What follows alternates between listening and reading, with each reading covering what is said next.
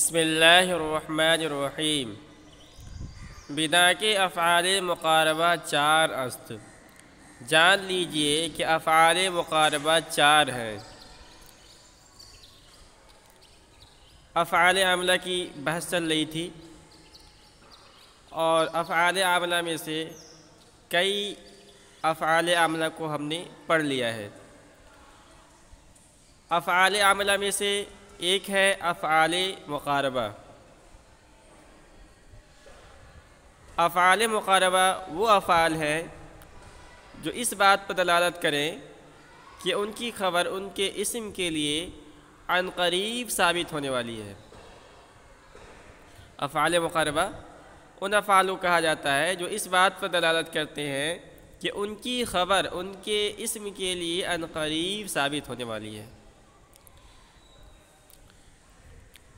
افعال مقاربہ کی تعداد کیا ہے؟ مصنف اس کو بیان کیا ہے۔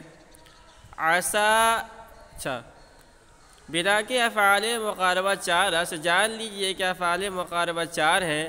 عسا وکاد وقرب و اوشکا، یہ چار ہیں۔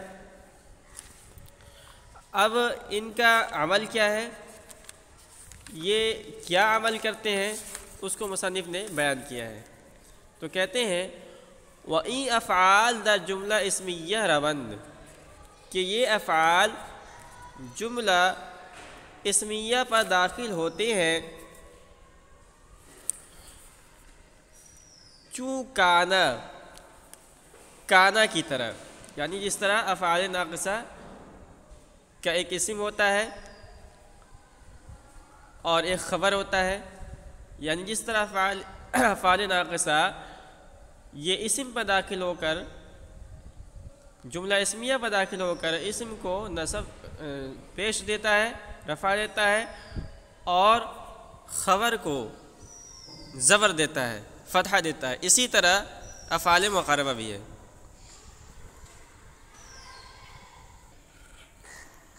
اسم را برفع کنن و خبر را بنصب، تو یہ اسم کو رفع دیتے ہیں اور خبر کو نصب دیتے ہیں، جیسے کانا کا عمل ہے۔ الا کہ خبر یہاں فعل مضارع باشد، مگر یہ کہ ان کی خبر فعل مضارع ہو۔ یہاں سے بتانا یہ چاہتے ہیں کہ کانا یہ جو فعل ناقص ہے، افعال ناقصہ ہے، تو افعال ناقصہ یہ جملہ اسمیہ پر داخل ہوتا ہے اور اپنے اسم کو رفع دیتا ہے اور خبر کو نصب دیتا ہے۔ تو اس عمل کے اندر افعال مقاربہ اور افعال ناقصہ دونوں مشترک ہیں، مگر افعال مقاربہ کی جو خبر ہوتی ہے وہ فعل مضارع ہوتی ہے، ہمیشہ فعل مضارع ہوگی۔ فرق یہ ہے کہ کبھی فعل مضارع ان کے ساتھ ہے اور کبھی فعل مضارع بغیر ان کے ساتھ، مگر اس کی خبر ہمیشہ فعل مضارع ہوتی ہے۔ تو الا کہ خبر یہاں استثناء ہے کانا کے ساتھ جو تشبیہ دی گئی اس سے، کہ افعال مقاربہ یہ کانا کی طرح ہے، الا کہ خبر یہاں فعل مضارع باشد، مگر یہ کہ ان کی خبر فعل مضارع ہوتی ہے۔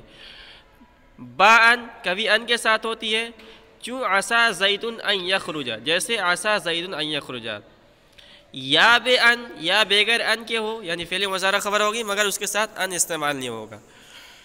چوں عسا زید یخرج، جیسے عسا زید یخرج، ان دونوں مثال کے اندر عسا یہ ہے افعال مقاربہ، زید اس کا اسم ہے، اور ان یخرج پہلی مثال کے اندر فعل مضارع ان کے ساتھ ہے، اور دوسری مثال کے اندر یخرج یہ فعل مضارع بغیر ان کے ہے۔